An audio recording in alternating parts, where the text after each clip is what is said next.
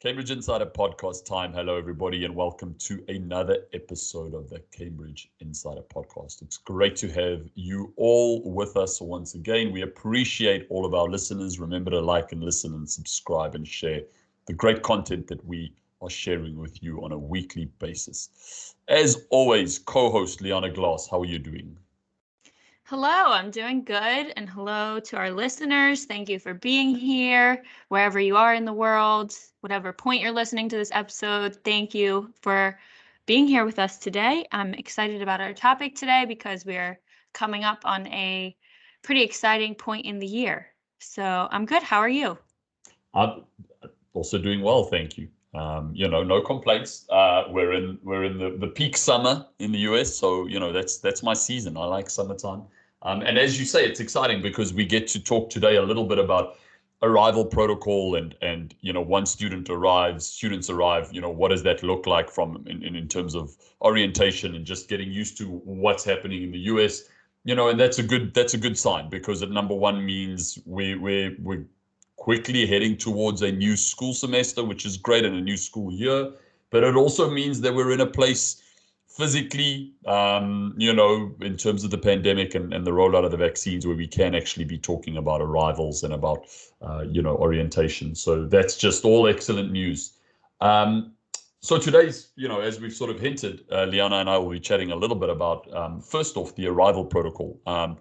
So Liana, let me pose you this question. We've had so much happen in the past couple of months. Students have gone through so much. What should they be looking out for at this stage in terms of their arrival? The majority of them, we assume at this stage, are still either in China or Vietnam or Korea or wherever they are in the world, but they are possibly about half a month out from traveling to the United States. What are some of the key points they should be focusing on? So this year is unique in that there needs to be a lot of planning before you travel. So you need to know what date you need to be in the US in your school community by so that you have enough time to quarantine, to test, and to be ready to attend school on the first day of school. So it's a little bit more complicated this year, but as long as there's open communication, we're going to get through it step by step and follow all of the CDC guidelines that Cambridge Network is also following. So what it looks like is a COVID test 1 to 3 days before travel. And then it looks like a 7-day quarantine once you have landed, which includes another COVID test 3 to 5 days after you land. So that 7-day quarantine is it can either happen with a host family, it can happen in a hotel, but we do encourage students, if possible, to travel with family members so that they can help you with all of these arrangements too. If that's not possible to travel with a family member or a relative, stay with a relative in the US, we can get creative with all of these solutions, and that's what Cambridge Network is here for.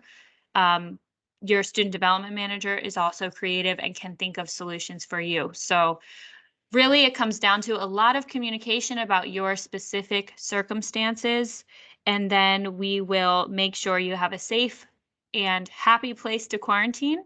If it is in a hotel, then your student development manager would be checking in with you on a daily basis and help you with the check-in process to the hotel, transportation from the airport to your quarantine location. So like I said, it just comes down to a lot of communication before you actually travel.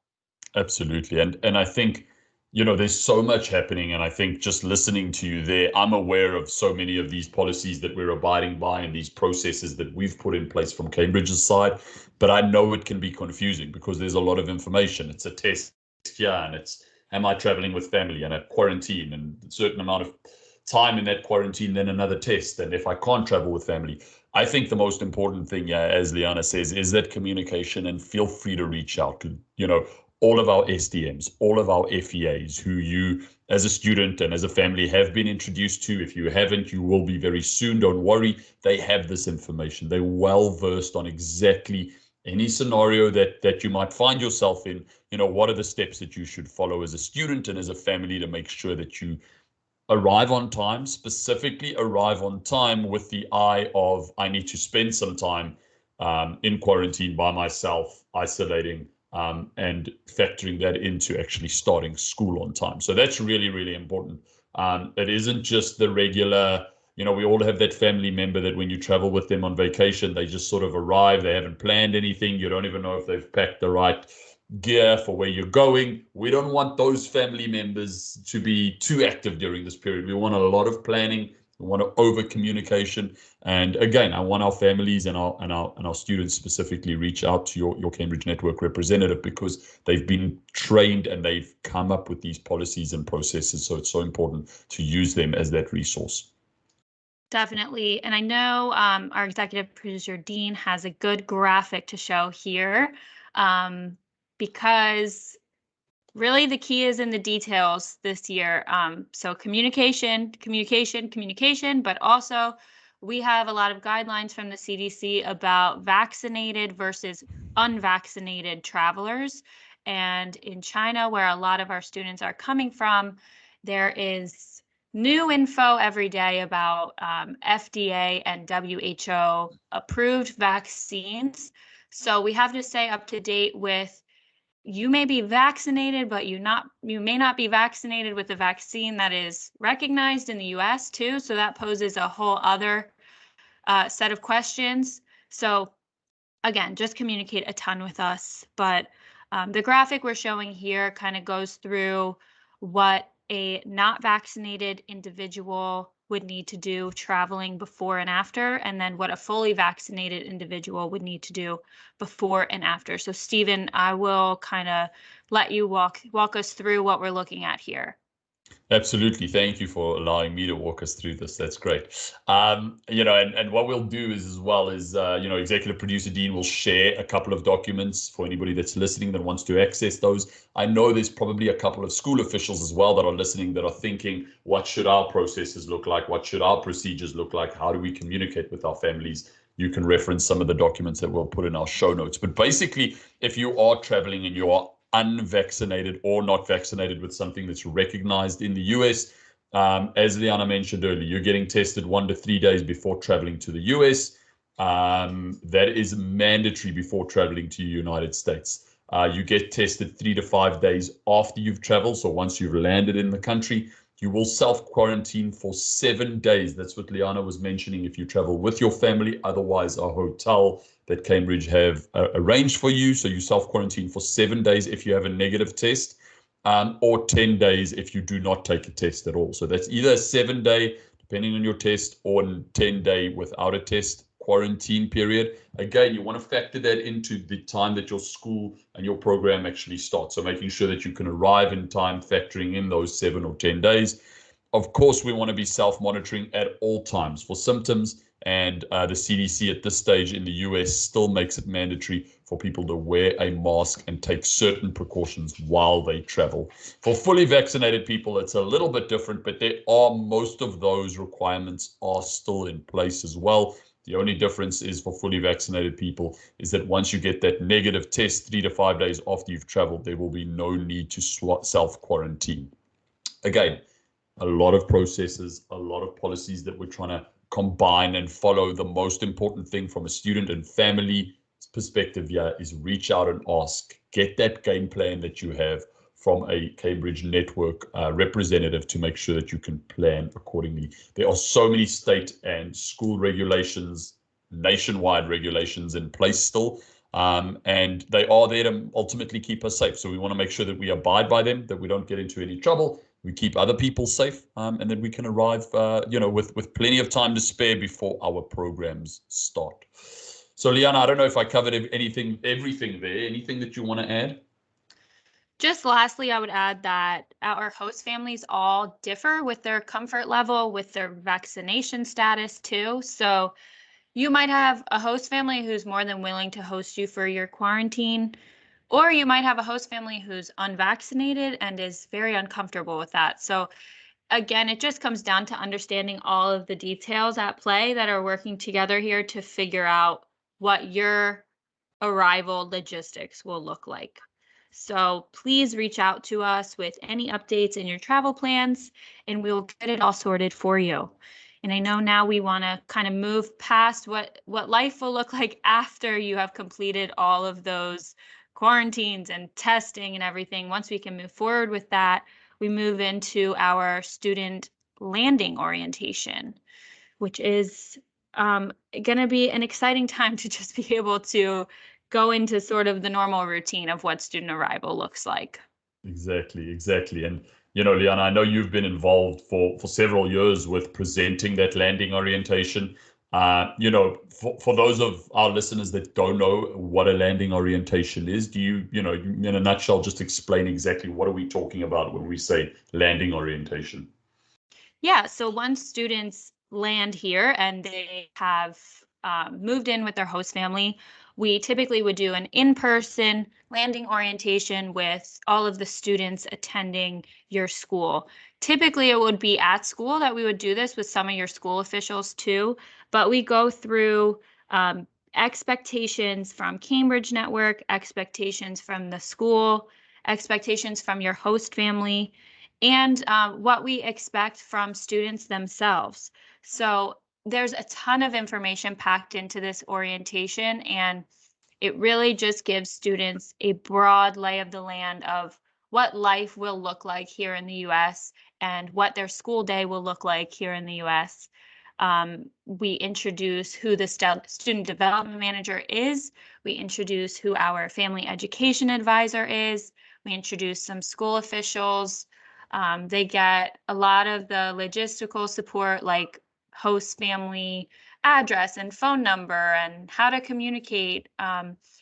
Their student development manager, again, contact information and some background information on them to facilitate just that relationship that starts to blossom out of this landing orientation. And I think most importantly, they meet the other students in their program. So we give them an opportunity to introduce themselves and just get to know each other a little bit. But really, it's just what welcomes our students to start the school year off great.